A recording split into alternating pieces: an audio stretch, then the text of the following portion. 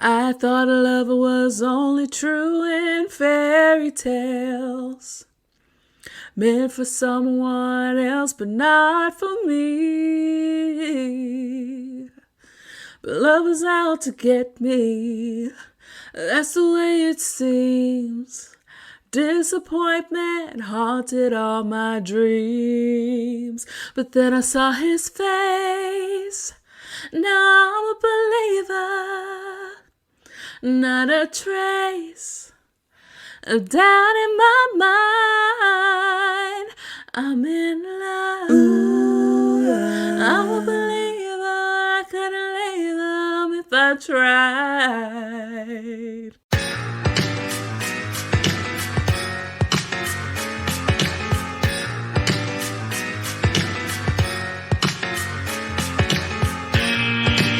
Welcome to Sup Media Reviews, the podcast that never needs spoiler alerts because it takes you back in time to relive the nostalgia of classic TV shows and films that you've probably already seen. I'm your host, Kiara, and each week I'll dive into the archives to bring you my take on movies and TV shows from at least 20 years ago. From cult classics to forgotten gems, I'll review them all and give my honest opinion on their impact and whether or not they still hold up today. Join me as we revisit the iconic characters, memorable moments, and timeless themes that made these shows and films so special. So take a break from adulting and get ready for a trip down memory lane with Sup Media Reviews. What's up, Home Slices? Thanks so much for tuning into Sup Media Reviews. I'm Kiara, and I'm stoked to review the amazing 2001 animated film Shrek. This instant classic features Mike Myers as Shrek, Eddie Murphy as Donkey, Cameron Diaz as Princess Fiona, and John Lithgow as Lord Farquaad. Can't say that word. This movie came out when I was about 10 years old, and I thought it was so funny. But now that I'm older, I'm excited to review this movie because it had a lot of adult humor that went way over my head back in the early 2000s. Reviewing Shrek, however, was not my idea, but the idea of the special guests who are joining me today. I want to give a big Sup Media Reviews welcome to my lovely guests, Erin and Jessie, the co-hosts of the super cool podcast, The Cage Queens. Say hi, ladies. Hi, and thanks for calling us super cool. We don't hear that very often. Don't hear that much. Yes, of course. And I'm Erin, and we're the Cage I'm Queens. Jessie. And that's how we usually start off every episode. It was kind of an idea that we had when we moved away from each other. So we've been friends for almost 10 years now. And when we moved away from each other, we're like, oh, shoot. Sorry, I was going to start swearing, but shoot. We're probably not going to talk very often unless we have a reason. So we kind of came up with the idea to rewatch every single Nicolas Cage work of art, film, media. And we've been going chronological order from the very beginning, and we're about 69 episodes in as of this recording. Nice. Yes. Where can they find your podcast? Cage Queens Podcast on Instagram. We also have a Patreon, which is not frequented, so you don't have to include that one. But we're definitely on Instagram and on every podcast platform. Fantastic. If you're listening, you should definitely check out their podcast. I was actually recently featured on an episode of The Cage Queens where we reviewed the 2011 film Outcast, and I had a great time discussing how bad the movie was. That's kind of a theme. Yes. So I'm really excited to have them here with me. Fun fact, Erin and Jessie are the first guests on Sup Media Reviews who are not related to me. So I feel like I'm coming up in the world. It's so fun. So, as always, here are some fun facts about the movie. The principal actors in Shrek actually never met each other. They all read their parts separately, with the reader feeding them the lines. John Lithgow later admitted that while he enjoyed playing Lord Farquaad, he was a little disappointed that he never actually worked directly with Mike Myers, Cameron Diaz, or Eddie Murphy. Do you all think that's weird? I think it's pretty fairly standard for like an animated movie, but I mean, they also usually do like a table read. So you'd think that at some point they would have all been together to read the parts and go over the comedy, but apparently they didn't. So a little weird. Yeah, I think it's a little strange considering how the characters all seem to just work together just fine. I mean, it was probably hard to get those 4 people in the room at the same time anyway.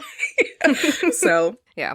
Probably. No, it's kind of relatable right now too, because like I feel like in work I have so many people that like I never ever meet in person, but I talk to, like via Zoom or Teams. And so it's like nowadays that something is so common. Like back then that was like so unheard of. So I feel like it was definitely an unusual circumstance. And I would also be disappointed if I didn't get to meet any of the stars. I mean, not to say he wasn't a star, but, any of these big names that I would got to collaborate with. Because that, I mean, is an opportunity of a lifetime. So absolutely. Why not? So in the second fun fact, Chris Farley was originally cast as Shrek and even recorded almost all of the dialogue. However, after his death, which was in 1997, which I don't know why that struck me as a little bit weird when the movie came out in 2001. I mean, it makes sense that someone would be cast that early, I guess. But after his death, the role was given to fellow Saturday Night Live performer Mike Myers. Mike Myers originally voiced Shrek with his natural speaking voice before the film was test screened. Then he tried a Canadian accent for Shrek. However, after viewing a rough cut of the film, he felt that something was missing from his performance and re-recorded all of his lines with a Scottish accent based on the voice his mother used when reading him bedtime stories as a child. The original voice can be heard in the technical goofs on the DVD. The decision to revoice Shrek in a Scottish accent ended up costing an additional $4 million, as it took him 20 sessions to complete the revoiceover. It can also be stated that Shrek's accent is similar to the one that Mike Myers uses for his character, Fat Bastard, in the Austin Powers series. Yeah. This is his first voice performance in an animated film. So we gotta make a shameless plug for our boy, Nick. Because one interesting fact that we learned about this movie was that Nick was also in line to be the voice of Shrek, but he turned it down because apparently he's like, oh, kids will view you a certain way if you're portrayed as an ogre. And so that's like, his statement of what he wanted it to make it seem like the reason why. But we all know it's because he's vain and he didn't want to be viewed as, a big, ugly ogre. So, yeah, I think it's best that he wasn't, because if you have ever watched a Nicolas Cage film, he is the worst at accents, and Shrek's Scottish accent is so, it makes Shrek who he is. And so if Nick would have done it, wouldn't have been able to carry that. So glad Mike Myers is the voice of Shrek, because it's definitely, the best outcome. Yeah, and Mike really made the movie what it is now. So Nick was choice number one, and then he turned it down. They went to Chris Farley, who recorded a lot of it, like 80%, and died. So when Mike came in, he wanted to rework the whole thing and basically start from scratch. So who knows what the movie would have even been like if Nick had done it or Chris had done it, because the script was basically reworked and the accent added like a whole new layer, to the movie, not to make any references or anything so early on. Stop. Yes. Yeah. It's $4 million well spent in my mind. Mm-hmm. Yeah. So yeah, the last fun fact is that Shrek has actually received his own star on the Hollywood Walk of Fame. So that's fun. Yeah, I mean, how does a character get a star on the Walk of Fame? I don't know. We just love him so much that it says a lot about this movie. Mm-hmm. Yeah, does Mickey Mouse or does any other iconic character have a star on the Walk of Fame? Let's see. I'm gonna look that up real quick. Yeah, I would say Mickey Mouse sounds like definitely one that would be out there. The only other competitor. Oh, there's a number of them. According to Wikipedia, Alvin and the Chipmunks, Big Bird, Bugs Bunny, Donald Duck, Kermit, Godzilla. What? Oh. Pee-wee Herman.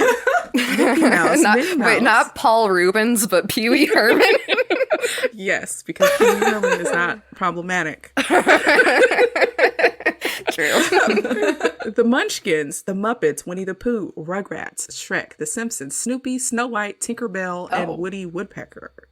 Way more than I thought. Yes. Okay, apparently it doesn't take that much. Really interesting.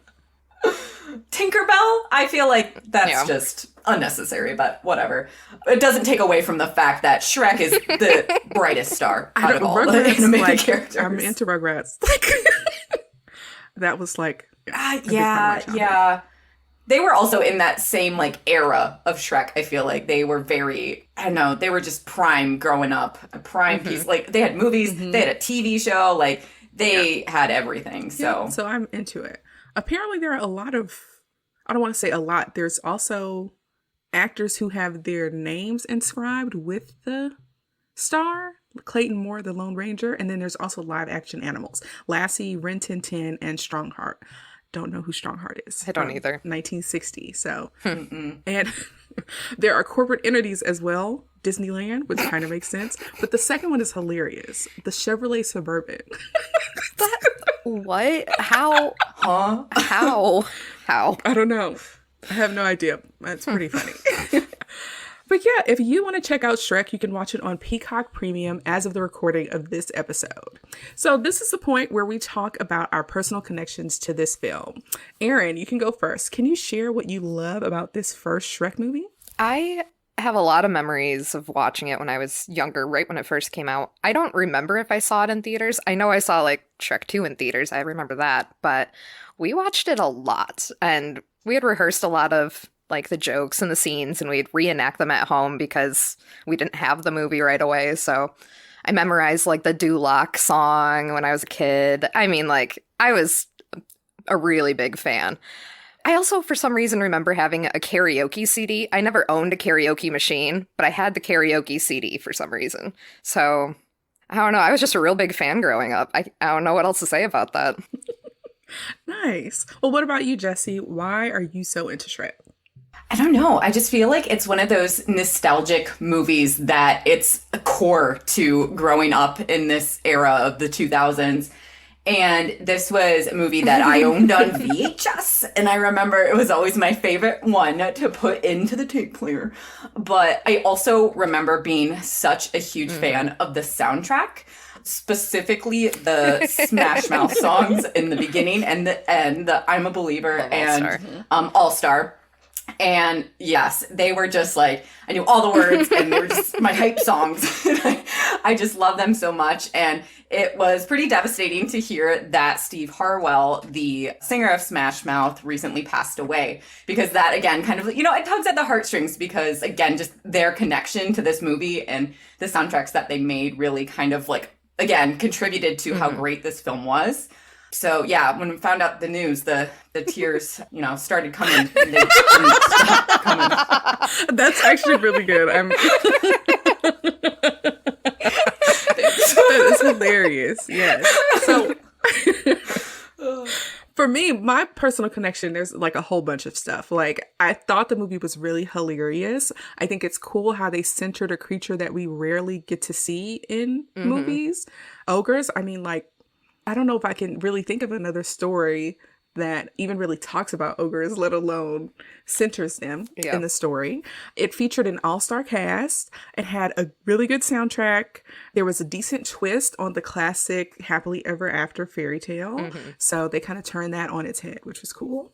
And I feel like it masterfully toes the line between being appropriate for children and adults. So it's one of those movies that, like, when you're watching it with your parents, like, they are enjoying it as much as you are, which is pretty cool because I've sat through things that I unenthusiastically watch with my parents, and I'm sure they've sat through stuff that was like, this is for kids. So it was nice to actually have like a movie that we really shared in common.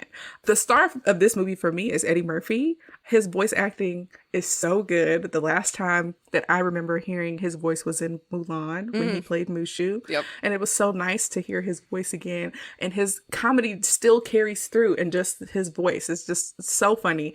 And it actually took me a few years to figure out how a talking donkey fits into this movie, because I was like, what fairy tale has a talking donkey in it? But it's actually a reference from a story in the Bible in the book of Numbers. So I thought that was really interesting that they worked in a biblical character without us really knowing about it. Like, yeah, I thought that was neat. IMDb had a lot of trivia.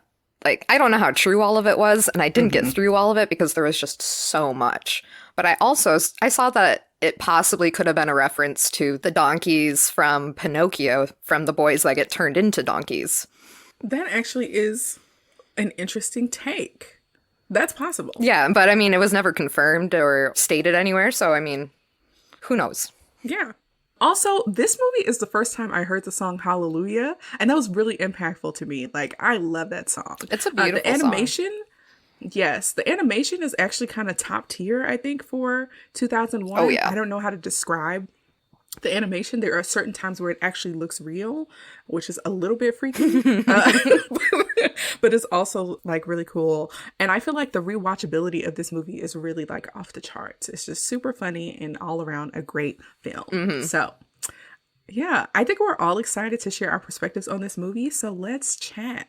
Okay, so it's the opening scene, and we hear the voice of Shrek reading a fairy tale. It's a story of a princess who was cursed by a witch, and the curse can only be broken by true love's first kiss. She gets locked away in a castle in the highest room in the tallest tower, guarded by a dragon awaiting true love's first kiss.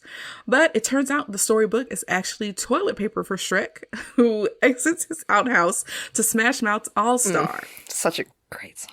Yes. It's just good. Shrek is a large green ogre with a dad bod and skinny little legs. And what do you all think about Shrek's design? Like what he looks like? Like, he looks like a giant green booger. And Yes. Like, I don't know, but the character Yes, from okay. I never put that commercials. together, but yes. Yeah. Yeah, very much. Yes. His head is so big. Like, his head is freaking huge. And he has ears that look like spoons. His outfit is trash. I hate his outfit. The little vest, like, what is that?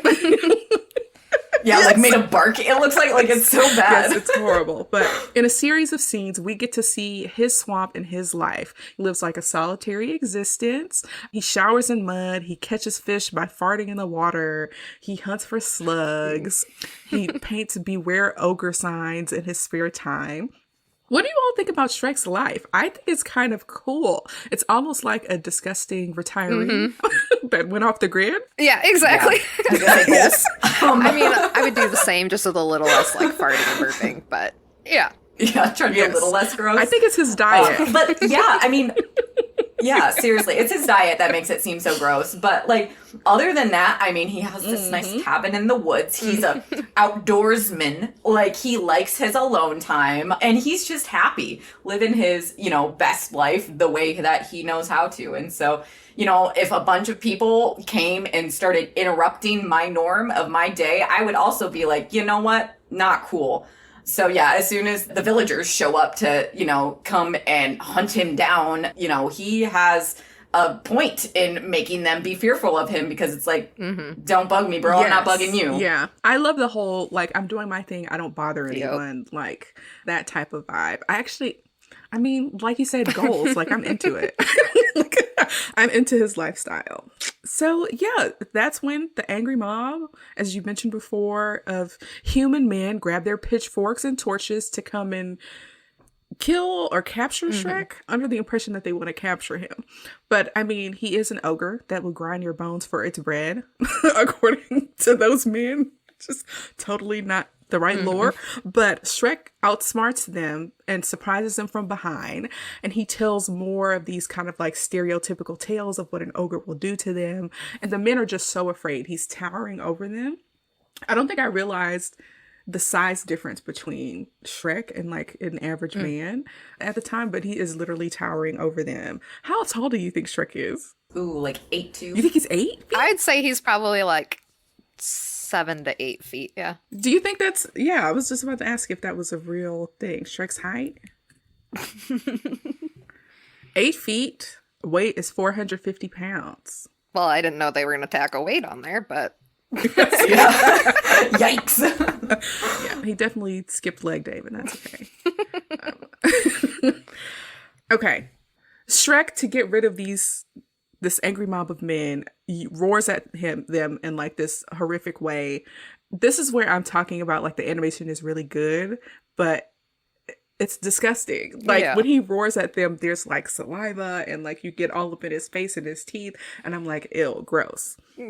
And so he scares the men off, and one of the men drops a sign that reads, "Wanted fairy tale creatures, reward." So this is the first time I'm putting together that they may have been there to capture him to get the reward. I thought they were just being mean at first, but that actually makes sense.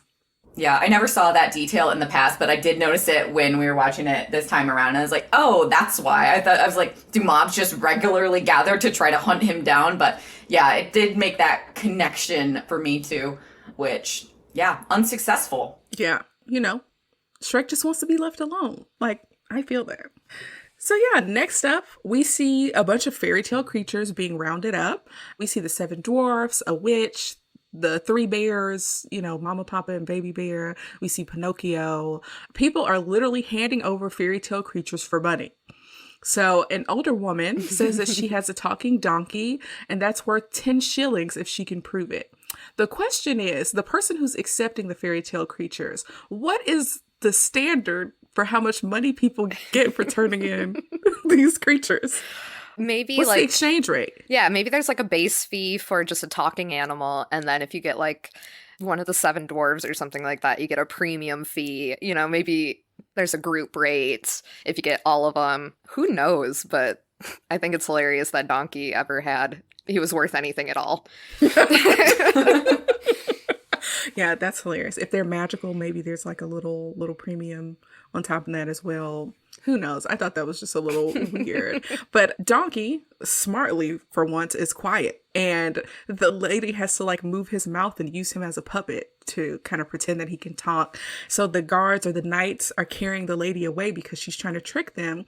She kicks this fairy that someone is holding and it lands on Donkey, and Donkey starts to levitate or like float away. And then he opens his mouth to talk in Eddie Murphy's voice, and they're all shocked that he actually can talk. So Donkey's magic wears out really quickly. He falls to the ground and they chase him.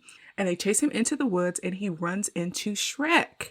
And when the guards catch up and try to arrest Shrek and Donkey, the guards are just, they don't want the smoke. They don't want it with Shrek, and they all run off. And now Donkey kind of has like a savior. And this begins the most annoying friendship in history. Yeah. Especially from a person who wants to live like an isolated life. Yeah, I really felt for Shrek here. It's just like a little tag along that you really don't want following you. Yes. Mm-hmm. Yes, and Donkey was just gushing over Shrek. Like, again, like he's like, oh, this is my hero. And so he's like, he wants to be his best friend, and Shrek is just not here for it. But he also doesn't understand why Donkey isn't scared of him like everybody else. And so, although he's annoyed by it, like he just kind of like, he accepts it eventually. Yes. Because he tries that roar trick on Donkey, and Donkey's like, you can use a tic tac, but like, cool. Like, yeah. Yeah. So, yeah, this is a really interesting start to a friendship. So, Donkey kind of follows Shrek because he basically kind of needs his protection a little bit. And I'm realizing that this story, as I was rewatching it, has a lot to do with like isolation and driving people away because of insecurities or stigmas or things like that. So you can actually see that Shrek isn't used to people sticking around because of the stigma that goes with being an ogre. And it turns out neither of them have friends. Donkey, I can understand why he doesn't have friends. But Shrek, I get it. Yeah. Oh, yes. Donkey is singing and talking and will not shut up. Like, yeah, it's so fun. Okay, we get to Shrek's house and Donkey insults Shrek's home. That was actually very funny to me. He's like, ugh, who lives here? And Shrek is like, this is my home. And he's like, oh, look at that boulder. That's a nice boulder. Yeah, like I feel like there are a couple of like lines that have always stuck out to me as a kid. And I specifically remember that nice boulder line. I don't know why. Yes, me too. Yes. So Donkey is just really talkative. He's not very self-aware at all. He's like, oh, do you know when you want, people to get out of here and then they don't want to leave and then there's an awkward silence, He's just, have you all actually interacted with people like Donkey? Oh, yeah. People who are not self-aware whatsoever and you're trying to like exit the conversation or dodge them or whatever and they're just not taking the hint. 100%. I've been around those people before. I think it's particularly bad when like in dating. If someone's interested in you and they're like this, it's the worst. Yeah, I would agree, especially when you're not interested in them, if it's that kind of relationship. Ugh. Yeah. Yeah, I ran into some donkeys like that. So Donkey basically begs Shrek to stay with him, and Shrek is like, you can stay here for one night. So Donkey has to sleep outside, and he was pretty sad about that, and I was a little sad too. Yeah. My favorite line from that little interaction is when Donkey thinks he's going to get comfortable in Shrek's house and says he's going to make waffles. For some reason, when I was a kid, that cracked me up for whatever reason. Yes. Yes. I feel like it's the way he says waffles. Yeah. I'm making waffles. So excited. He's just so excited about it. I mean, it's waffles. Yeah. Yes, but as we saw by Shrek's dinner, doesn't really eat waffles. Eats like eyeballs and worms and like all the grossest things you can imagine. Yes. But the way he looks when he's enjoying it, he looks so at peace. Yes. Like, I wish I had that peace when I'm enjoying a meal. So it's later that night, and Shrek is enjoying, like we were talking about, a nasty looking meal. And we see he kind of low-key feels bad for leaving Donkey outside, but he pushes past it and enjoys what he probably thinks is like a delicious 3-course meal with a little eyeball martini. And suddenly there's some movement and sound in the house. And at first Shrek thinks it's Donkey, but Donkey's outside. So we see the 3 blind mice in the house. Then we see Snow White and the 7 dwarfs that knock his dinner off the table.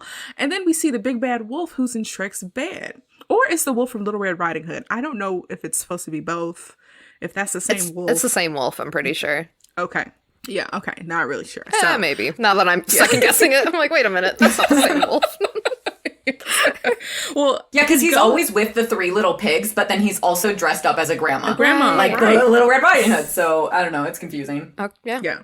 It's the same wolf in this timeline, but probably not what we're used to.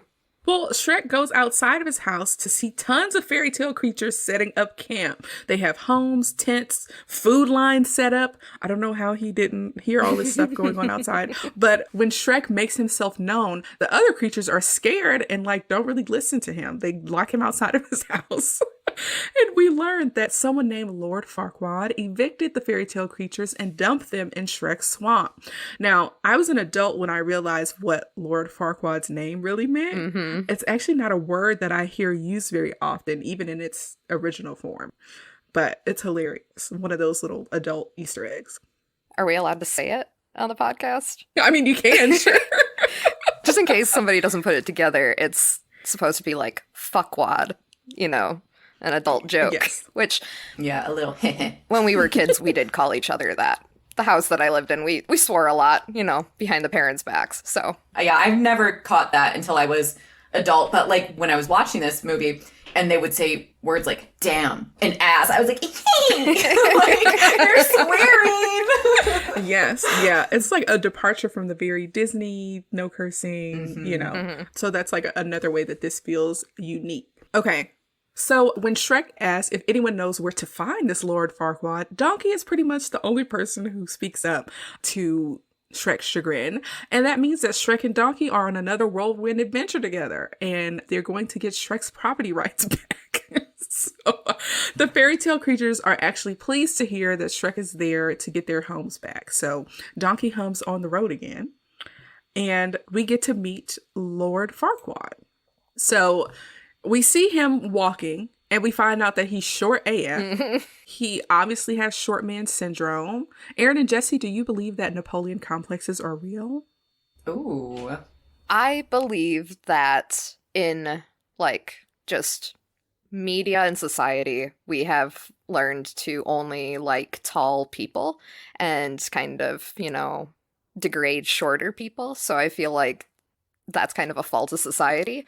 Truly, that short people feel like they need to be powerful and tall and respected. So, yes, somewhat true. Ditto.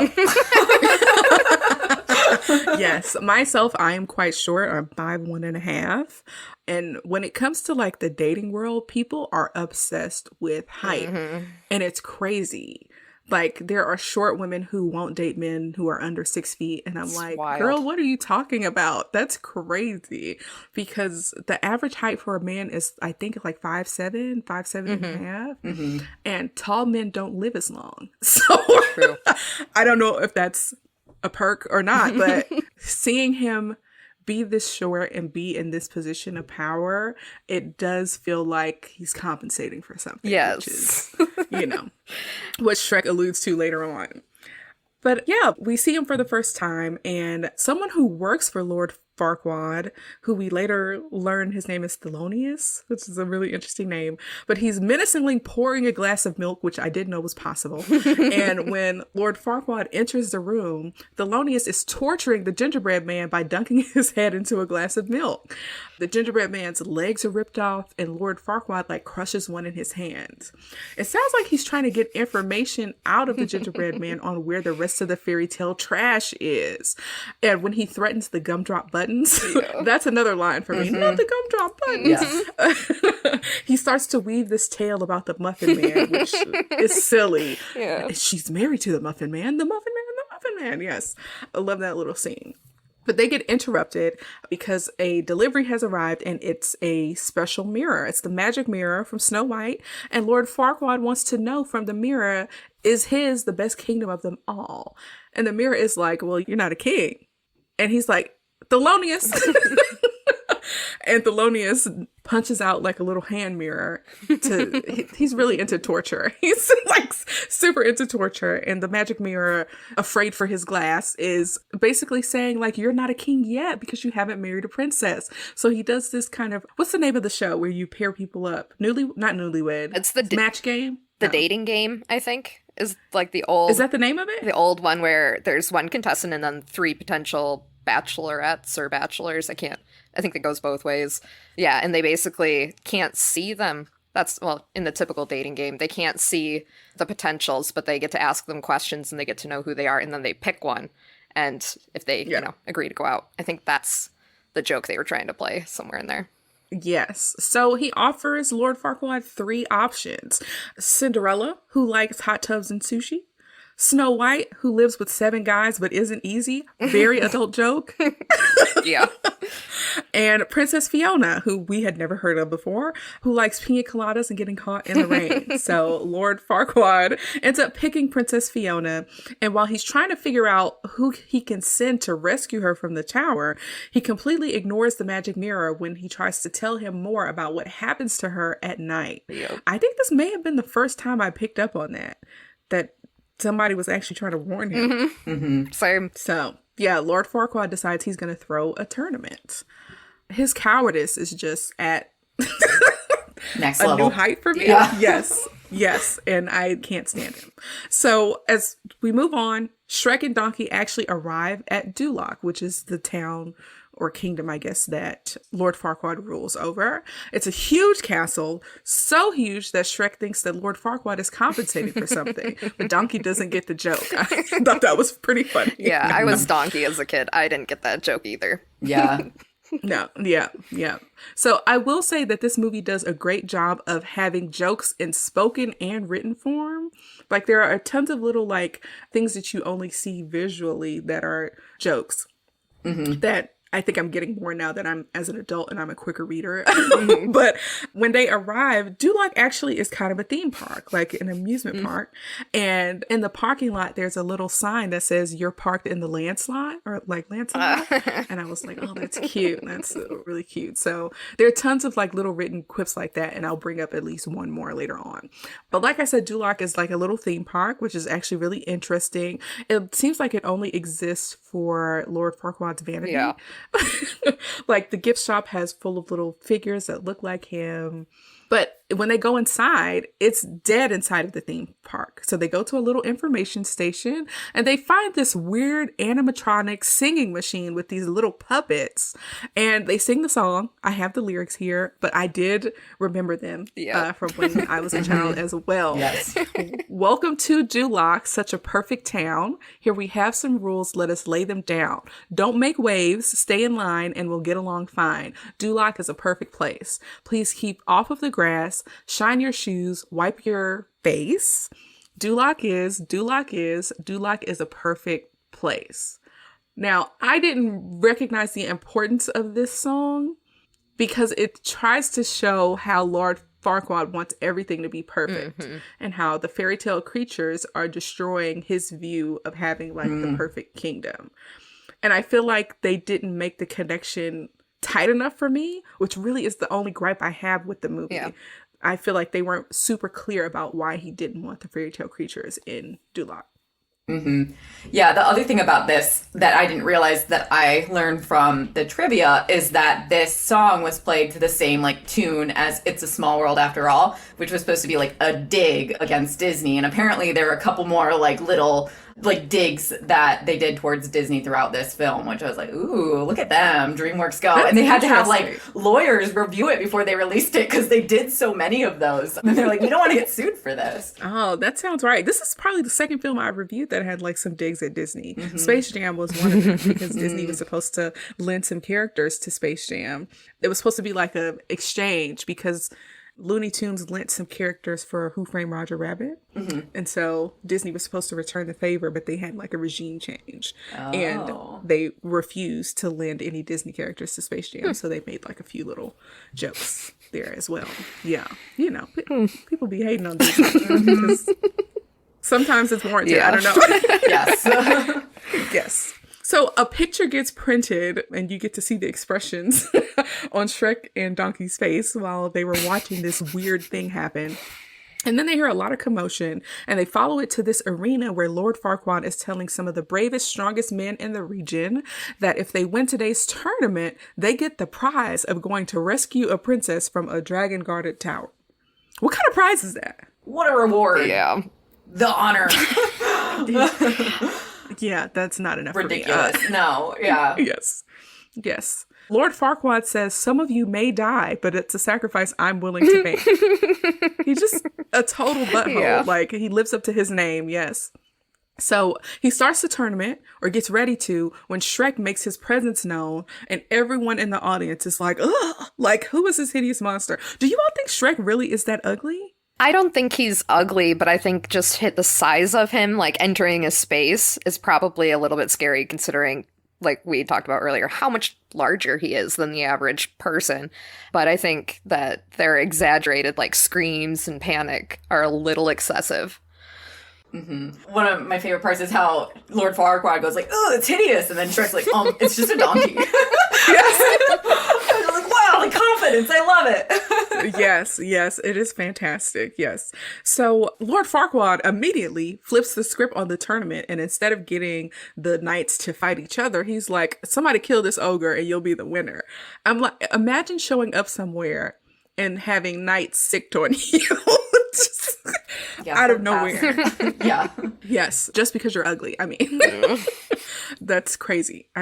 So the tournament happens. The crowd is all too excited to see this ogre die. That's something that, like, from kind of medieval times, like people going to see people literally die. Yeah. I have a hard time watching like boxing matches or like MMA, the level of violence, but literally making a spectacle out of people fighting to the death is crazy. Yeah. To me. I wouldn't want to sit just through that either. I don't know. Sometimes MMA fights, though, they are so entertaining. It's hard. It's like, wow, these guys literally prepared to, like, come this close to death just to win a title. Like, it's insane the amount of physical and mental pain they put themselves through just for, again, just being a champion, which is, it's such a hard concept to grasp. But, yeah, it's so brutal. It's bizarre that they used to do this. Again, it's kind of like MMA is, like, a reinvented sport for, like, these types of, like, battles. Yeah, that's nuts to me. But Bad Reputation plays in the background, of course, classic song. And this scene is really silly to me. Shrek and Donkey are taking out knights left and right. Like, there's beer, he's rolling over them with barrels of ale or whatever, mead, whatever is in those barrels. And the crowd is cheering and everything. And there's even a scene with like a ring, like a wrestling ring. Yeah. And it becomes like a little wrestling match, which I thought was kind of cute. And yeah, they basically take out everyone. And the crowd is cheering, like they're literally cheering for this hideous monster who is, you know, the strongest and has bested even the bravest people in, you know, the bravest knights in the region. And so Lord Farquaad points the archer's arrows at him and like it gets serious real quick. And Lord Farquaad, who is standing on a chair, hilarious. I don't want to be offensive with this. Do you think Lord Farquaad is doing something similar to, who was that?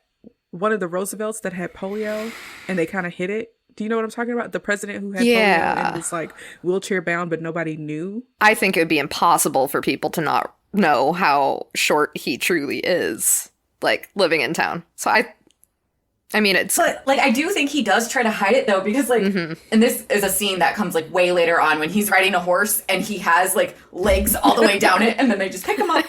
So they might try to give off that image that he is, like, this, I guess, taller human being. But, yeah, I don't know. Because, like, we don't really see him interacting with, like, the villagers too much. Right, so. but then towards the end, not to jump ahead too far, but when they're in the chapel... The wedding. Yeah, at the wedding. Yeah, he doesn't have like... He's in front of everybody, and I don't think he's standing on anything. I think he's on the ground, so... So he's inconsistent with the lies he's trying to uphold. Yes, yeah, absolutely. But Lord Farquaad declares that Shrek is the champion in a weird twist of events, and that Shrek gets to rescue Princess Fiona from the tower. And Shrek is like, I'm not here for that. I just want my swamp back where you dumped all those fairy tale creatures. So they make a deal so that Shrek will rescue the princess and the squatters will be removed from the swamp. So Shrek agrees, and now he and Donkey are on another adventure together. So that's kind of nice. For Donkey. Yes. So now comes like a little part in the story where we learn about there being more to ogres than what everyone thinks there is. Shrek and Donkey are talking as they are headed to the castle, and Donkey just does not understand why Shrek won't just kill Lord Farquaad and take his swamp back that way, because that's what ogres do, right? Like, that's the perception of what an ogre is. And so Shrek starts to compare himself to an onion, not because they stink or they make you cry like Donkey thought, but because they have layers and you just have to peel back to see what's underneath. Donkey still doesn't get it. He's like, cakes have layers, parfaits have layers. Everybody loves those things. Like, why wouldn't you be a cake instead of an onion? But you all, I actually had never heard of a parfait before I saw this movie. I don't know what was going on in my life that I just wasn't around parfaits. I can't remember if it was the movie that brought parfaits into my life first, or if it was the McDonald's parfaits that... That's what I was gonna say. That really did it for me, because my mom would always get one. She'd get the salad and she'd get a parfait. And so that was...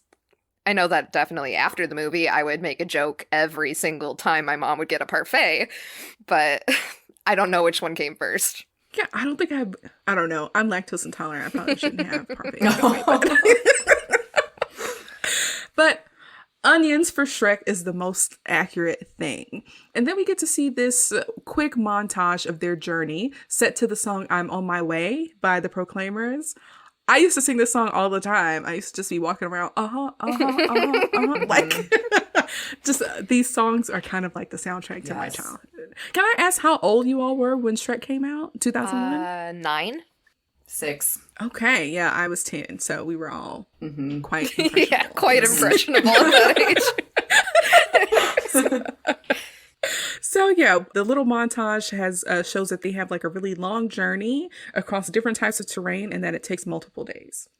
So finally, they arrive to the castle and they have to climb up this volcano where the castle is kind of in the middle of this huge pool of lava. Donkey, rightfully so, is afraid, but Shrek is kind of making light of it. Shrek isn't afraid at all, which he has thick skin. I feel like it's kind of cool. He's just got thick skin, you know? He's not afraid of anything, really. Yeah, like not a mob of angry men with pitchforks and torches, like a whole arena full of knights. Yeah, if he was in the Harry Potter world, he would definitely be cast as a Gryffindor because he's so brave. Yes, I can definitely see that. Yes. But yeah, the only thing I could think of, so obviously Donkey was afraid of heights and they had this rickety bridge they had to go over this boiling lava, and Donkey was freaking out, and then Shrek was kind of just like playing him and like, oh, this scares you, and he's like rocking the bridge. That just reminds me of like when I was a little kid and I would go like on a Ferris wheel or something, like, you know, at either amusement park or a carnival, and like my dad would go on there with me and I'd be freaking out. He's like, what, doing this? Does this scare you? I was like, oh my God. So Shrek was just making dad moves. Yeah. Yes. Basically. So, yes, like you said, he has to encourage Donkey across the bridge through scaring him. His approach is non-conventional, but it does get the job done. And then another line that I really remember, that'll do, Donkey. That'll do. Yes. Yeah. So, I also want to say that it's interesting. I feel like this is the first time that we see Shrek embrace what it means to be a friend to someone. Like, he literally helped Donkey get over his fear in that moment. So they're actually becoming like friends. So yeah, this castle is in ruins. It's in shambles. There are signs that hundreds of knights have unsuccessfully attempted this mission. There's scorch marks everywhere. There's pillars there's stone everywhere. It's just crazy. You can tell like some stuff went down here. So Donkey's freaking out still, because there's a dragon here. And Shrek asks him to go find the stairs while he puts on some armor that's just kind of hanging around. It's hard to believe that any knight would have a helmet big enough for their head. But he finds one. My biggest question in this scene that I never really thought about as a kid was, how did Fiona get up in that castle? And also, how long was she actually up there before Shrek and Donkey got there? Right. Like, how does she go to the bathroom? There's nothing in there. I have a lot of questions about that. Mm-hmm. Yeah, that's a great question. I'm under the impression that she has been there since maybe childhood. And that, I don't know how she ate though. Maybe she had a bathroom off to but they didn't really have bathrooms like that back in these times. Yeah. I don't know. Some questions are better left unanswered. Yeah, it's a little too much. I don't think we'd like to know that. Yes. Yeah, I don't think we actually like the answer to that question. But Donkey ends up finding the dragon, or the dragon finds him, and a chase scene ensues. So Shrek rescues Donkey from being burnt to a crisp, and he actually gets thrown through the roof of the highest room in the tallest tower, which is fortuitous, by the dragon's tail. And he didn't need the stairs at all. So Donkey is distracting the dragon, and he gets cornered. And then he does what he does best, and he starts complimenting the dragon. And then he finds out that it's a girl dragon and uses his smooth talk to avoid being killed. So I wanted to ask, when you all see a dragon, do you all automatically assign a male gender to it? I feel like I was actually a little surprised that it was a female dragon as well. Yeah. I probably have always assumed it was a guy, in every dragon situation. Definitely. Seriously. Yeah, like, again, all the dragons in Harry Potter assumed they were boys. I don't know if it's just like how they're just brutal or something, and that's why I automatically associate them with men or what, but yeah. Yeah, I had to check my bias. Personally. So, yeah, I thought it was interesting that it was a girl dragon as well. So, we're back in the highest room in the tallest tower, and Fiona sees Shrek in his armor and prepares for him to kiss her. But instead, he shakes the mess out of her, and he's like, wake up, let's go. I thought that was hilarious. She has this very lofty language. She's like talking in poems, and he's like, we need to get out of here. Like, come on. He's literally dragging her down the stairs, and she isn't happy that he isn't doing any of the like princely or knightly things that she envisioned when she was rescued. Shrek is like, yeah, you had a lot of time to think about this. And she's like, yeah, I've been waiting to be rescued. I have a picture of what this looks like, and it's just not going that way. She gives him a handkerchief, and he uses it to wipe his nasty face, which I thought was funny. And then Fiona is surprised to hear that the dragon is still alive. And while they're talking, I spotted another clever written joke. I kind of paused it to take notes and saw that there was a large cookbook next to this really big cauldron with a recipe for a meal called Nightly Treats. The ingredients include 1 night deboned, some salt and pepper, and 4 gallons of Tabasco, which is oh my gosh. random. So she was eating. We now know that she was definitely eating something. I think that was the dragon. I think it was the dragon's cookbook in cauldron, and she was making up nightly treats. And on the second page of the cookbook, there's a diagram. So you know how you see the diagrams of like a cow and all of the different parts of the cow and where like the chuck roast comes from or whatever. A similar diagram for a knight's. Like it's a like choice cuts of knights. Interesting. It's like that's so fun. It's like the little details like that you don't even notice. It's just like, oh my god, they put in so much effort into this, and it's just like it gives it, greater appreciation for stuff like that. Right. Absolutely. I thought that was really funny. So they're trying to leave, and Princess Fiona is like, what are you doing? And Shrek is like, well, I have to save my ass, which is Donkey, which, another iconic line. Funny. Like, yes. Which can be taken multiple ways of him like, oh, I have to save my own ass. Yeah. But this is another point where I'm like, okay, this is really nice. Like, yes, Donkey is annoying, but he is my friend, and I have to save him from, this dragon. So Shrek ends up finding Donkey, talking to the dragon, who is low-key sexually assaulting Donkey. I don't like. Yeah. Yeah, and he's pointing Yeah, it I was out like- too. Like he's just like, "Whoa, don't be doing that." Yes. Yeah. Oh, you know what other line that I didn't mention before that I really enjoyed as a child? When she blew that little smoke ring that was heart-shaped, and he was like, I'm asthmatic. Like, Yeah. this is gonna work if you're gonna be blowing smoke rings, okay? I thought that was hilarious. But this scene is probably one of the only ones that I'm like, this doesn't feel good to me. Like, she's much bigger than him. She definitely has the power. And he's just like, I don't want this. Yeah, and it makes you feel kind of interesting, Yeah. you know, or different about like their whole future together because they, you know, not to spoil anything, but become an item later. Yes. So, yeah, just makes you wonder. Yes. Also, the room they were in was full of gold, which we don't address. Nobody takes anything and puts it in a pocket or nothing. I don't know. But anyways, Shrek ends up rescuing Donkey. He's able to get like a chandelier around the dragon's neck. And unfortunately, the dragon kind of kisses his butt instead of Donkey. And of course, the dragon is mad. I mean, it's ogre butt. Gross. That thing's deadly. Yes. Yes. And she is pissed off. And so Shrek grabs Donkey and Princess Fiona and he makes a break for it. He gets the dragon to kind of exhaust the leeway that's on the chain that's attached to the chandelier. And then they run in slow motion towards the exit for like no reason.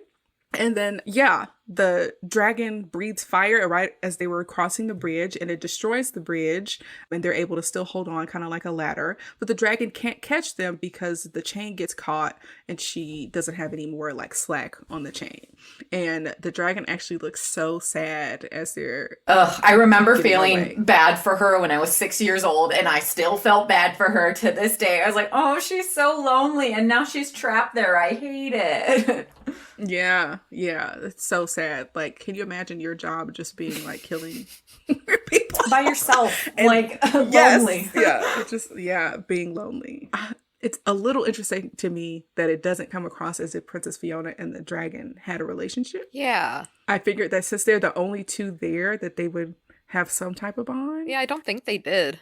I think it was definitely a big, like a hard separation between the two of them, which Yeah. I would have befriended the dragon if I was stuck up there that whole time with nothing to do. Yeah. Yeah. That would have been a tactic to Right. try to get out, you know? Like, Yeah. Also, I think I kind of understand why she wouldn't form a bond because she knows that the dragon has to True. die. Like, true. So- Don't want to get too Yeah. attached. Yes, basically, yes. That's an interesting element of the story that was not explored. So they all get away eventually. Shrek, Fiona, and Donkey climb up the bridge and escape.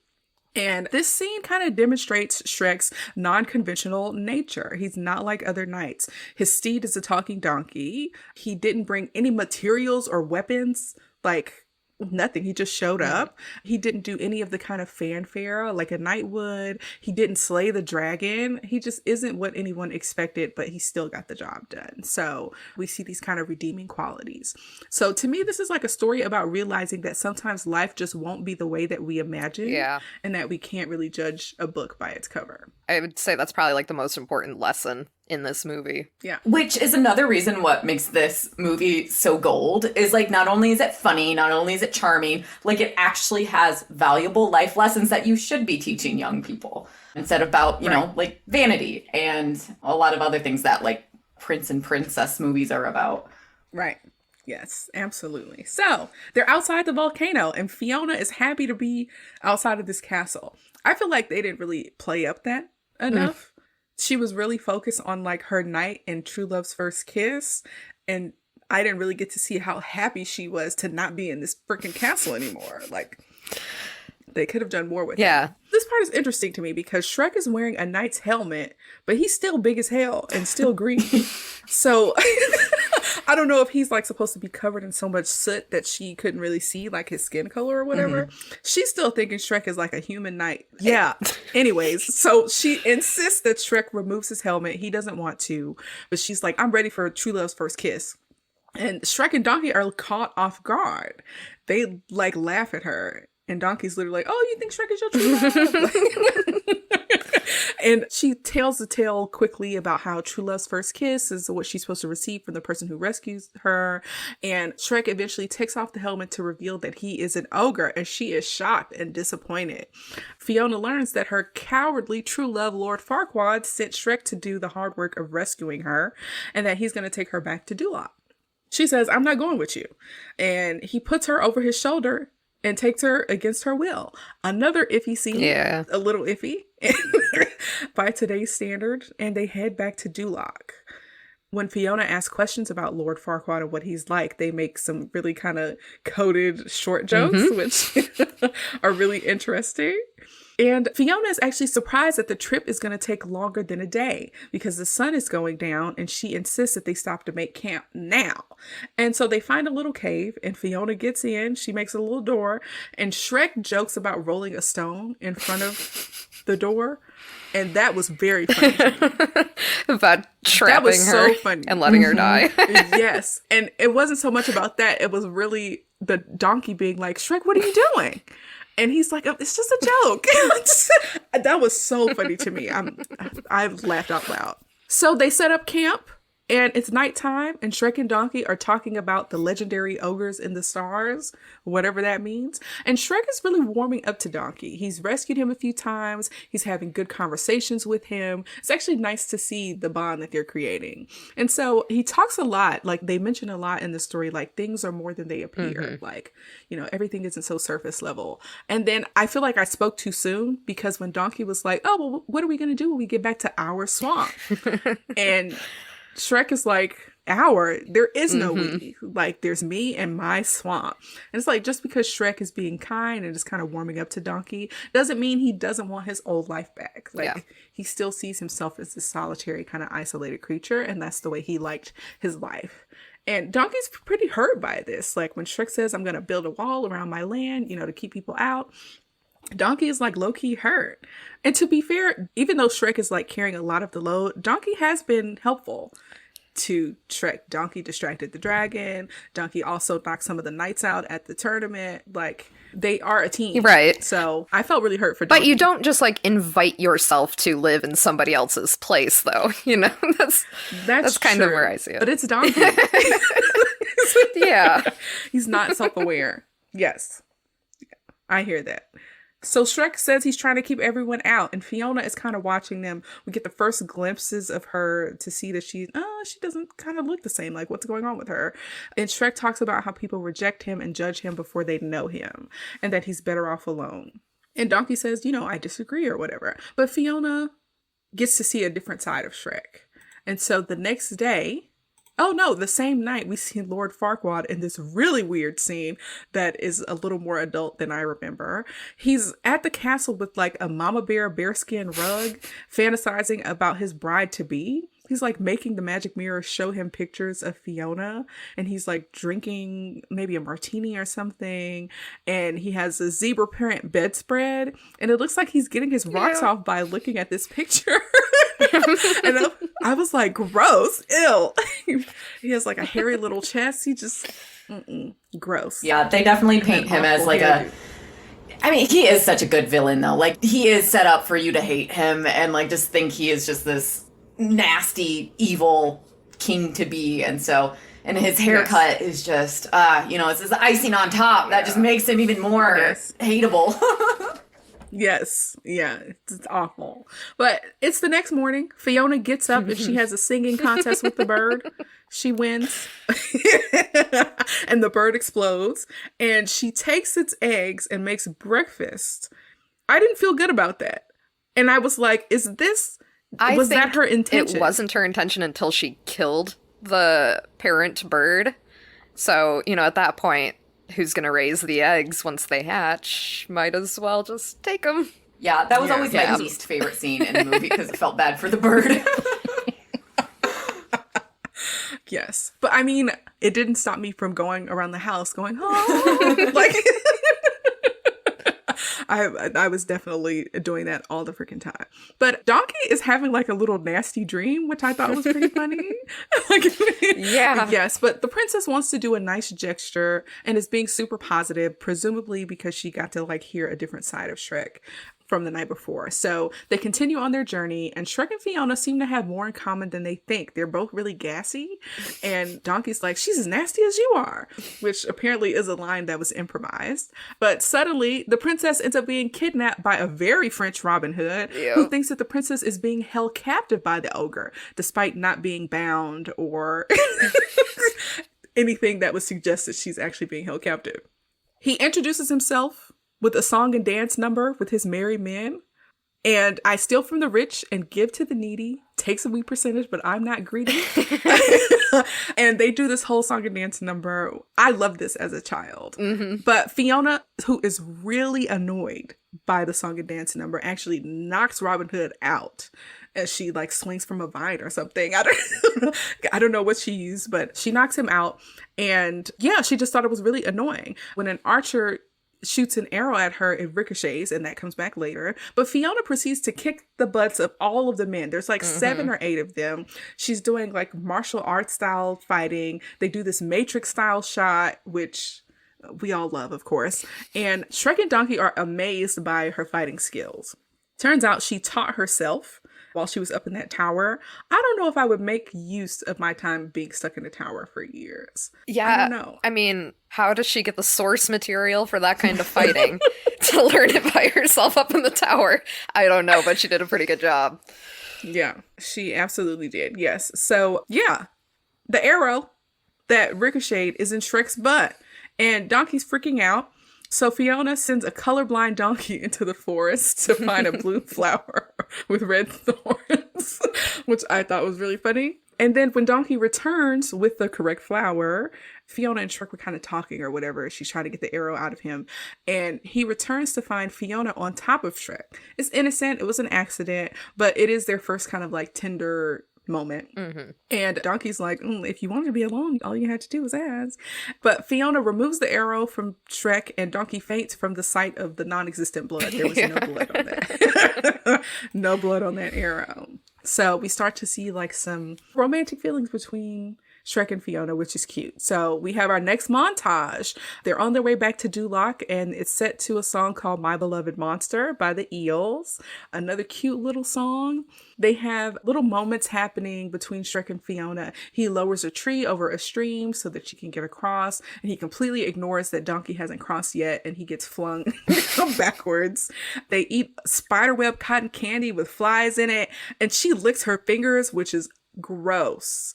I live in the Pacific Northwest, and we have something here called spider season, where like when the weather gets good, spiders are every freaking where, and I hate them. Them eating spider webs is horrifying. I always thought the spider webs looked like they taste good.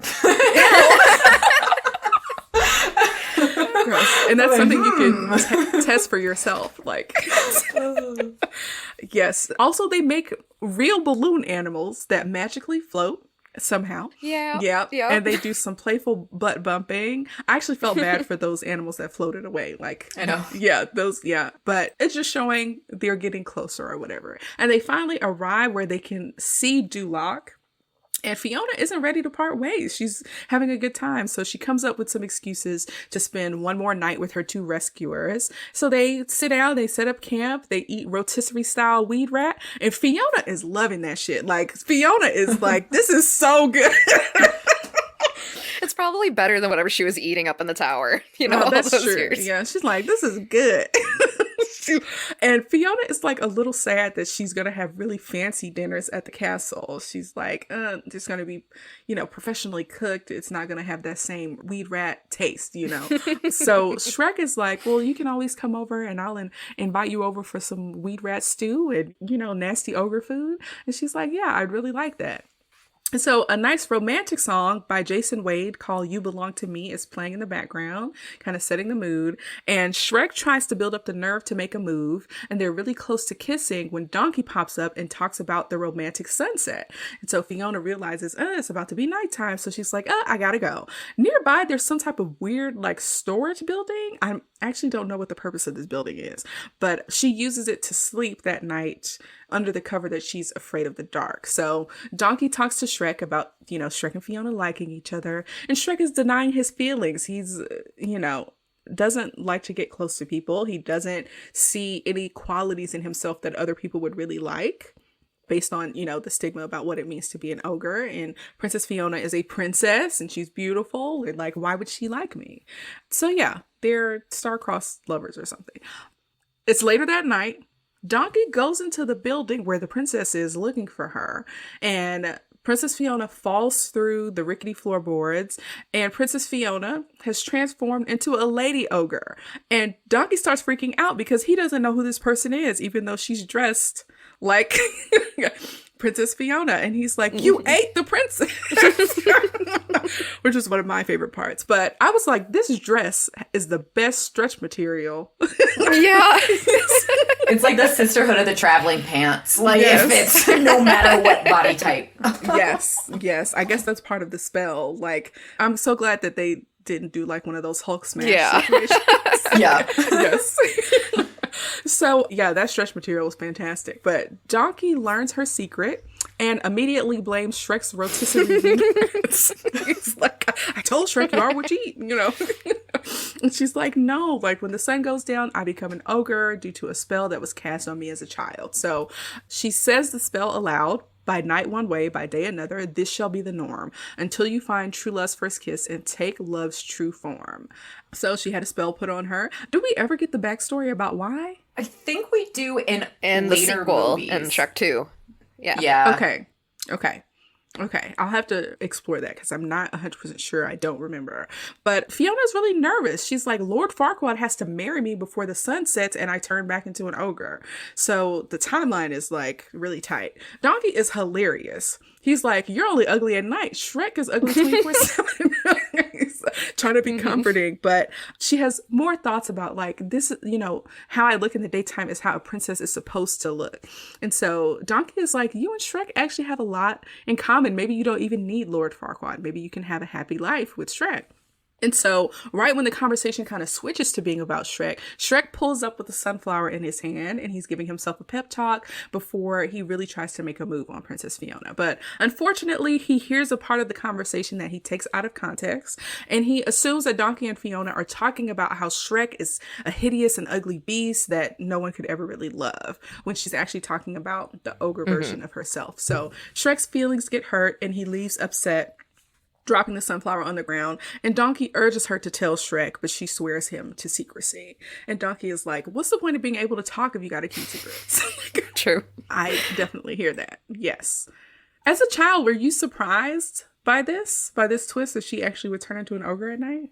I can't remember if that was a surprise to me as a child because I've seen it so many times at this point that it's just part of the story. So I think it was more surprising to me that she would want to choose that life over being a human, if that were, you know, the case. Yeah.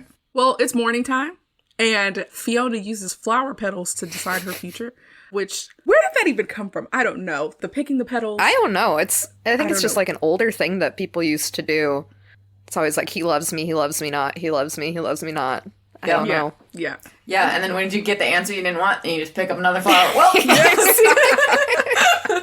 Yes, it's very, you know, eeny, meeny, miny, moe kind of. Yeah, very strange. But she uses the flower petals and decides to tell Shrek, but she can't find him. And she transforms back into her human form right as Shrek comes up. So she gets ready to tell him the truth about her, but he does not want to hear it.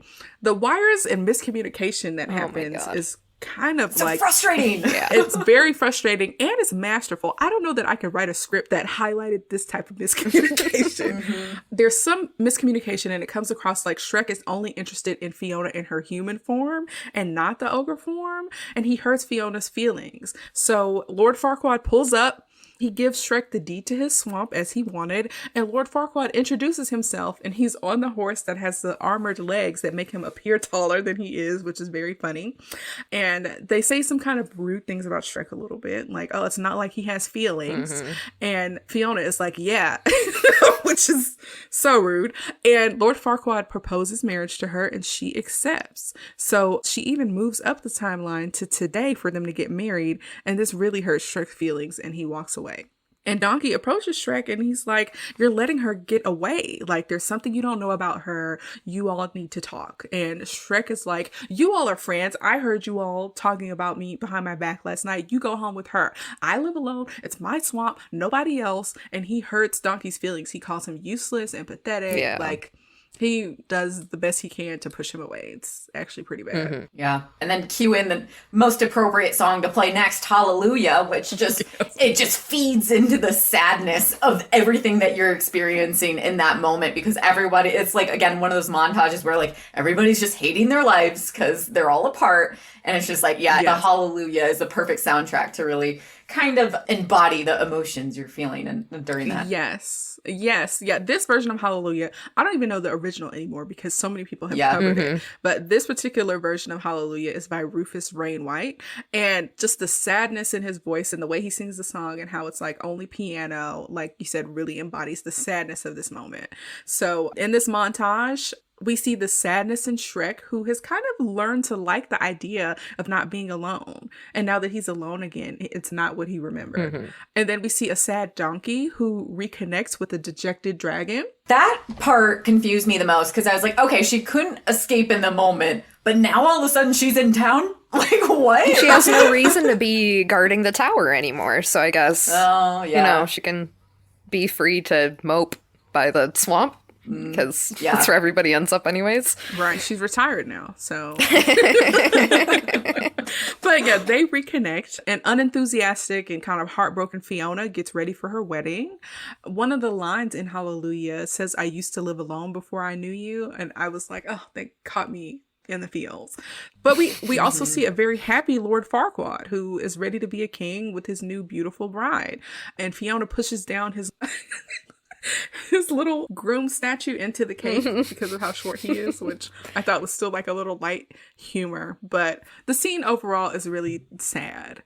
So next up, we're back at the swamp, and outside of Shrek's swamp, Donkey is claiming his half of the swamp for helping to rescue the princess.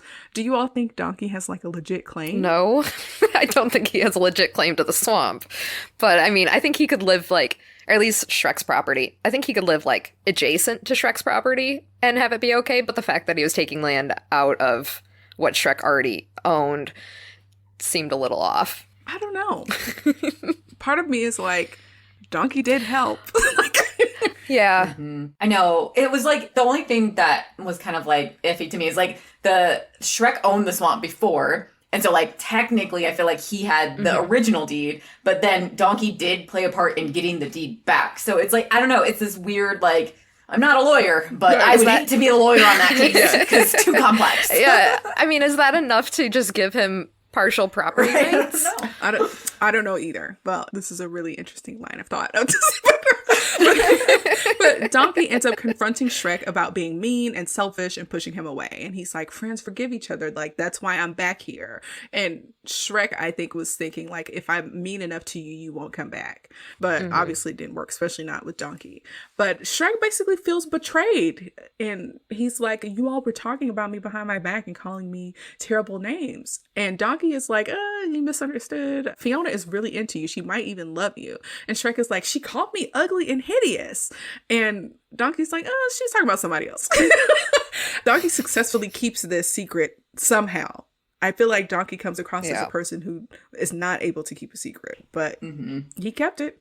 And Shrek, of course, is curious about who she was talking about, but he legitimately apologizes and asks for forgiveness from Donkey. And Donkey, of course, forgives him right away. And they declare each other friends, like legit, like we're actually friends this time. So they're like, we need to go. Like, we need to go to the wedding. We're never going to make it in time. And then enter the dragon. The dragon's going to take them to the wedding, which is making an entrance. Okay. Like, there's no better way to show up to a wedding than on a dragon. So that dragon is actually being mad forgiving to Shrek. For real. Yeah. I was like, I think she's only doing it for Donkey. Probably. But she was like mad forgiving. But to be honest, Shrek could have killed her. That was his job, kind of. So maybe she's just grateful to be alive. I don't know. So This is the climax of the film. We're at the wedding. The guests who are at the wedding actually have cue cards, which is hilarious to me, which basically shows that Lord Farquaad actually doesn't have people who like him. Like, he doesn't actually have people who he would invite to a wedding or who would show up for him. So these people are kind of like a captive audience. They might actually be captive. But Fiona is rushing the wedding, trying to get the officiant to move things along, when the dragon pulls up and she goes to chase knights while Shrek and Donkey, try to interrupt this wedding. And then Donkey's like, okay, if I need you, I'll whistle to the dragon. So Donkey proceeds to tell Shrek that he needs to object to the wedding in the right way and that he needs to try a little tenderness. Just any excuse to sing. So they miss the cue, of course. And Shrek bursts in to object right before Lord Farquaad and Fiona kiss. And the townsfolk, again, are horrified by Shrek's face. Mm-hmm. And Lord Farquaad says a line that is way too funny to me. That line, oh my god, my favorite line. My favorite line. It's rude enough being alive when no one wants you, but showing up uninvited to a wedding? That is hilarious. It's such a rude line, but it's very so funny. It's so hilarious. It's like, that is the dig of all digs. Yes. Like, he got him. Yes, like, why are you existing now? But Shrek says, you can't marry him because he's not your true love. And then Lord Farquaad, this part actually made me a little sad. He laughs because Shrek fell in love with the princess, and they used the cue cards to get the whole audience to laugh as well. It's like, pretty sad and embarrassing and cruel. But the sun goes down and the princess shows Shrek her nighttime skin routine.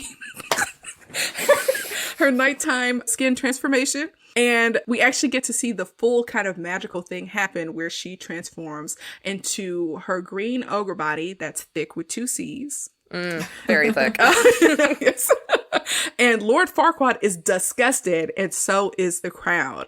He orders the guards to remove the ogres, and somehow Lord Farquaad is like, this marriage is binding, and I'm the king. And it's like, is it? I don't think that's how things work. But Shrek and Fiona try to fight to get to each other, even though they're being pulled apart by knights, and there's just too many of them. Lord Farquaad actually pulls a knife on Fiona and says that he's going to send her back to the tower. And Shrek is like, freaking out. Like, this is the love of his life. A knife is pulled on her. He manages to whistle. Do any of you all know how to whistle with your 2 fingers like people do? No. I cannot. It's such a mystery to me. Yes. I've tried it and I'm like, my fingers are wet. I don't know how people do that. But he whistles and the dragon shows up. And immediately she knows what to do, I guess, because she goes in and immediately eats the shortest person in the room. Which happens to be Lord Farquaad. She just must have known what was up. And yeah, that's that. She also eats him right as he's at like the climax of his tirade, which is pretty funny. Mm-hmm. And the crowd is low-key happy that Lord Farquaad is dead, which is kind of funny. Yeah. And so Shrek proceeds to tell Fiona that he loves her and she loves him too. And they kiss and she gets ready to take love's true form, which ends up being her ogre form. So there's a lot of kind of magical fanfare. Like there's a light coming from her and it's all of that stuff just for her to look the exact same, which I thought was pretty funny.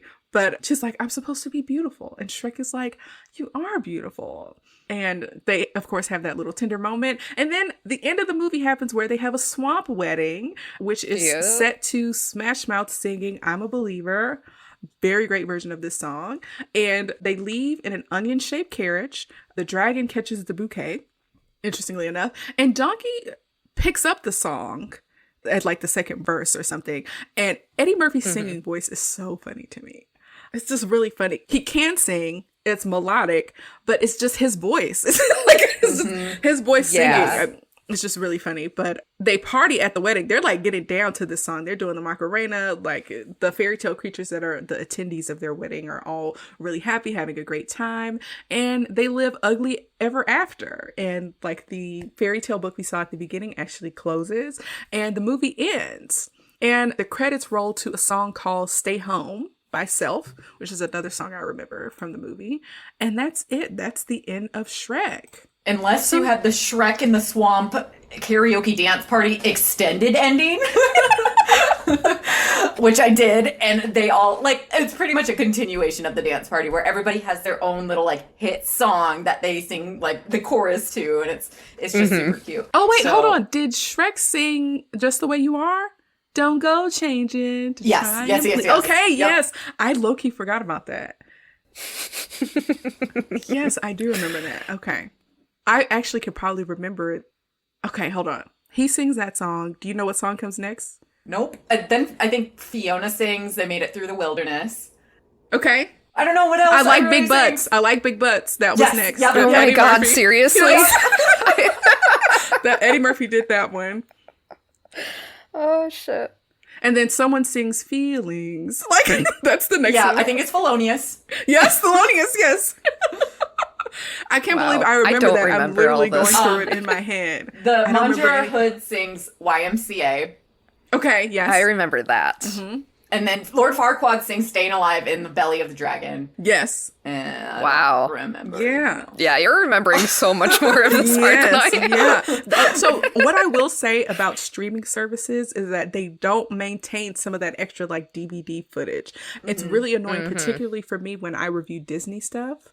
So like me and my sister reviewed Monsters, Inc. And I remember loving the blooper reel for Monsters, Inc. But it's not in the like Disney Plus version. And I'm like, y'all should try to like keep some of those things in, because we were watching these things on DVD and it had like the little bonus scenes, that type of stuff. So, but yeah, thanks for bringing that up. I low-key forgot about it. Yes, for sure, for sure. Also, it's really weird that cartoons have bloopers because people had to draw that stuff. Like, They had to spend so much time yes, creating the blooper. yes, that's crazy to me. But yeah, that's the end of the first Shrek movie. At the end of every episode, we ask two questions. Is it worth a rewatch? And does it hold up today? Jessie, you can go first. What do you think? 1,000% worth a rewatch. I love this movie, would watch it time and time again. And I think it still holds up today. I think today it still embodies like all the greatness a good movie should have. And it has, I don't think there's too many problematic scenes. Like there's a couple like that are a little like iffy, but definitely not compared to, you know, some of the, like for instance, those scenes that we saw in the Nick Cage film that were super racist or sexist or, you know, like that kind of thing. So I think that it holds up today, and hopefully it's still a core part of like, you know, the new generation's like childhood, because it should be. Yeah. I would have to agree wholeheartedly. I think that definitely worth a rewatch. The movie is so clever, and you don't realize it necessarily when you're younger, but like all of the fairy tale creatures, you know, they're not all super innocent all the time, and they're all really cleverly like mixed in with the movie, and they are still like in later iterations of Shrek, the sequels. So I do definitely think it's worth the rewatch, and I also think it still holds up. Like the jokes still land, they're still funny, they're not timely, you know, they don't reference current events, so they can really stand for any situation throughout time, and it's just like overall a great story. Yeah, I completely agree with both of you. I feel like Shrek for sure holds up, and I rewatch it probably once or twice a year, basically. Personally, it's a unique twist on, you know, a fairy tale story. It's body inclusive, so it's kind of cool. It has a great message about getting to know people before judging them and not playing into stereotypes. And there's tons of funny moments, including spoken jokes and also the little like written Easter eggs, and it still is really good for children and adults at the same time. So if you have a young child, like please expose them to Shrek. It's like a really good, you know, a really good and fun movie. Eddie Murphy is brilliant in this movie. Again, his star shines the brightest for me in this, and I can't really think of any jokes that really aged poorly. I feel like there are a couple of questionable parts with the dragon being kind of freaky with Donkey against his will, and you know, Shrek dragging Fiona against her will off to Duloc. But those really are kind of the only two scenes that come across a little questionable. It may not play as well currently, but yeah, for the most part, it's just a wonderful story. Like we get two love stories actually that kind of happen if you include Donkey and the Dragon. We get a happy ending, and we get to enjoy all of the fairy tale characters that we know and love from our childhoods as well. And like I said earlier, the only thing that kind of didn't translate to me was the idea of why Lord Farquaad was expelling all of the fairy tale creatures in the first place. I feel like they could have done a little bit better job of making it clear. But besides that, the movie is fantastic. It laid a great foundation for the franchise. And in my opinion, Shrek 2 is far superior. Like, this movie is great. Yeah. But Shrek 2 is like at a new level. Next level. Yeah. Yes. I was going to say, it's not often where you see like the sequels are better than the original, but Shrek somehow manages to do it again 10 times better. Yes. So this movie just inspired me to want to watch Shrek 2 next. Same. Yes. Well, it'll be a few months before Shrek 2 turns 20. For those of you who don't know, this podcast is like, I only review movies that are 20 years old or older. And so Shrek 2 actually turns 20 May of next year. So I was thinking maybe I will invite you all back to review the second movie if you're into it. Love it. I'd be down. Yes. Okay, great. We'll have to watch Shrek 2. Oh man, what a chore. Oh, darn. Yeah, I have to watch it and talk about it. Are you kidding? Yes. Yeah. But yeah, overall, love the movie, even as an adult. And there's more to discover. Like, if you have not watched the movie since you were a child, watching it as an adult gives you a new, fresh perspective because you get all of those adult jokes. So definitely encourage you to rewatch it, especially if you haven't seen it in a long time. So this is the part where we talk about the ratings for this movie. Jessie and Erin, you may have looked this up already, but do you know what the critics and the audience rated Shrek on Rotten Tomatoes? I didn't look it up. I didn't look it up either. So okay, well, the critics gave it 88%, while the audience gave it 90%. I feel like those ratings are pretty fair for Rotten Tomatoes, but I might rate it a little bit higher. What about you?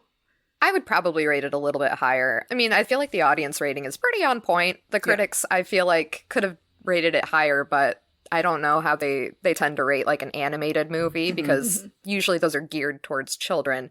But I feel like Shrek was pretty universal, so it's a little disappointing that the critics would rate it so poorly. Yeah, I would agree with the audience rating more than the critics rating. And I think I'd probably give it like a 92 to 93. Obviously, Shrek 2 is a different story, so we have to leave some room for improvement because there is.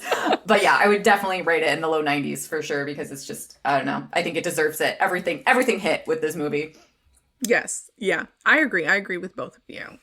So yeah, thank you all so much for listening to our review of Shrek here at Submedia Reviews. I want to say a special thanks to Erin and Jessie from the Cage Queens podcast for joining me today. Do either of you have any other final thoughts before we sign off? Sad it's ogre.